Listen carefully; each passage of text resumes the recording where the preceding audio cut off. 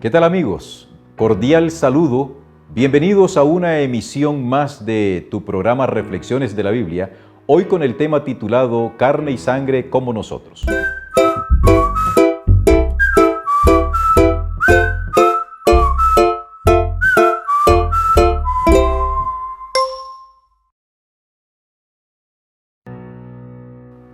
¿Sabías que en el libro de Génesis, el capítulo 31, hay otra narrativa muy graciosa y también muy aleccionadora, que nos permite entender el background que existía en la época patriarcal que le correspondió vivir a Jacob?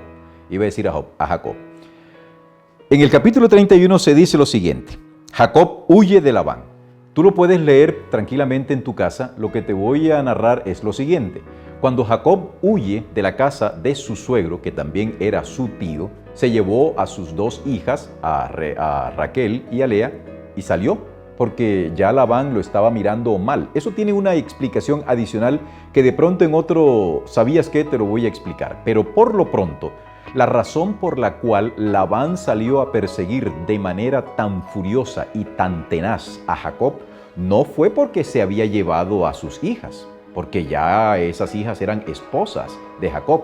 No era porque se había llevado a sus ovejas, porque esas ovejas Jacob se las había ganado. No era por nada, ni por el oro, ni por la plata. La razón principal por la cual Labán salió a perseguir tan tenazmente a Jacob lo consigna el libro del Génesis en el capítulo 31 y en el versículo 25.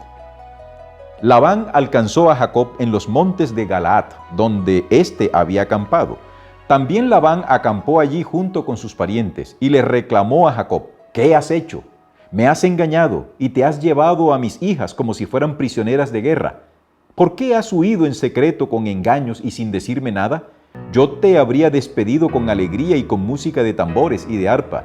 Eso era mentira, porque ese Labán era tramposo. Ni siquiera me dejaste besar a mis hijas y a mis nietos. Te has comportado como un necio. Mi poder es más que suficiente para hacerles daño, pero anoche el Dios de tu padre me habló y me dijo: cuidado con amenazar a Jacob.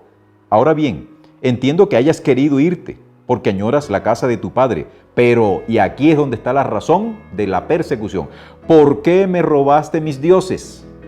Resulta que había una costumbre que la desentrañan una vez más las tablillas de Nuzi y más adelante las tabletas de Mari, que indicaban que un hombre, en este caso Jacob, si tenía los terafines, que eran los dioses familiares, si Jacob tenía los terafines de Labán, él se constituía en heredero universal de todos los bienes de Labán.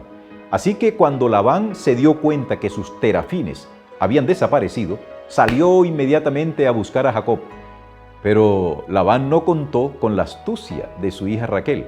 Cuando empezó a buscar los terafines por todas partes y llegó a donde estaba Raquel, Raquel se hizo la que tenía el periodo menstrual, porque había colocado debajo de unos trapos, de unas sillas, de unas cosas, había colocado los terafines y ella se sentó sobre esos terafines. Y cuando el papá le preguntó, Raquel le dice: ay, papá, discúlpame que no me levante delante de tu presencia, pero es que estoy con el periodo menstrual.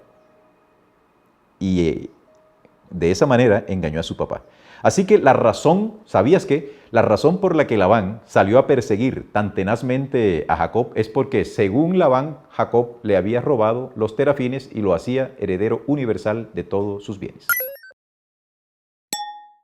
Carne y sangre como nosotros. Ese es el tema de hoy. Este es un tema de muchísimo, pero de muchísimo interés. Le garantizo a usted, mi querido oyente, que no se va a sentir satisfecho con esta sola explicación, porque es que en este tema hay demasiada tela que cortar, hay mucha teología de fondo, y este espacio no nos permite desarrollar en amplitud todos los conceptos que uno quisiera compartir con ustedes. Pero en el marco de la lección, el autor de la epístola a los Hebreos intenta decirle a los contertulios de su época, intenta decirle a los destinatarios de su carta que Jesús es un ser humano como ellos, que padeció, que sufrió, que tiene carne y sangre como ellos.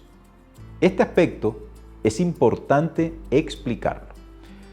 Como Pablo es el autor del libro de los Hebreos, Pablo es el autor también de las epístolas, llamadas así epístolas paulinas.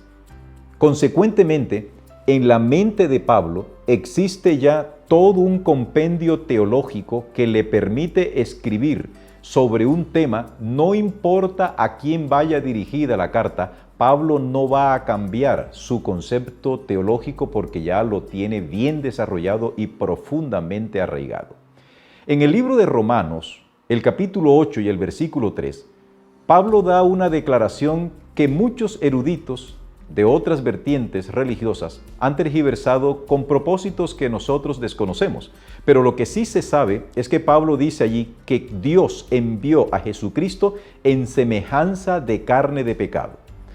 Dentro de la iglesia es posible que algunos consideren que cuando se habla de semejanza de carne de pecado es que Cristo tenía una naturaleza que tenía tendencia hacia el pecado o que podía, como dicen algunos, tener alguna inclinación natural a ser no pecaminoso, sino a que él tenía las debilidades humanas. La Biblia no te da permiso a ti para decir eso, por una razón. No te olvides que Jesús, ese ser llamado Jesús, es Dios. Y en Dios no puede residir ni un átomo de pecado ni de maldad. Cuando nosotros tratamos de decir de que Jesús vino en semejanza de carne de pecado, lo que significamos es, Cristo se parecía a cualquier hombre. Si tú hubieses vivido en el tiempo en el cual Jesús vivió y hubieses visto a Jesús, tendrías que haber llegado a la misma conclusión a la que llegó Natanael cuando vio a Jesús. Dijo, y este es el hombre, un hombre común y silvestre. Aparentemente Jesús tenía semejanza. Y aquí es importante, semejante no es igual a igual. Me explico. Algo puede ser semejante, pero no igual. Cristo vino en semejanza de carne, pero no en la misma carne pecaminosa que tú y yo tenemos. A diferencia de nosotros, que tenemos un padre biológico, Jesús no tuvo un padre biológico. A diferencia de nosotros, que tenemos un origen, porque tenemos fecha de nacimiento, Jesús no tenía origen, porque Él es eterno. A diferencia de nosotros, Jesús no tenía tendencia hacia el pecado. Eso hace que Jesús y nosotros seamos diferentes, pero Jesús es semejante a nosotros en algo. Él llegó a esta tierra y podía ser tentado como la evidencia de Mateo capítulo 4 nos lo indica. Jesús fue tentado. Cuando se indica en el libro de Hebreos que Jesús es o tiene carne y sangre, es para referirse a la fragilidad de la naturaleza humana. Dios consideró que la única forma en la cual Cristo se podía compadecer de nosotros e identificarse con nosotros era que Él tomara el ropaje humano. Pero el hecho de que Cristo haya tomado la naturaleza humana no significa que Él tomó la naturaleza moral pecaminosa del ser humano, no.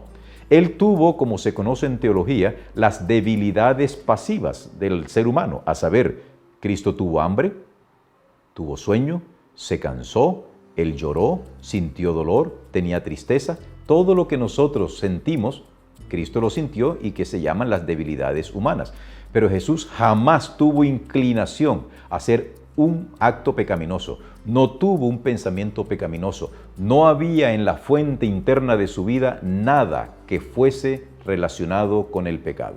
Por eso es que Él es capaz de compadecerse, porque aunque fue tentado en todo según nosotros, según la carne, Él no participó de ninguno de los pecados de los hijos de Adán. Por eso, queridos, Cristo es carne y sangre. No significa, una vez más te repito, que Él sea pecaminoso. Y recuerda también que la carne y la sangre, es decir, la naturaleza pecaminosa, no puede heredar el reino de los cielos.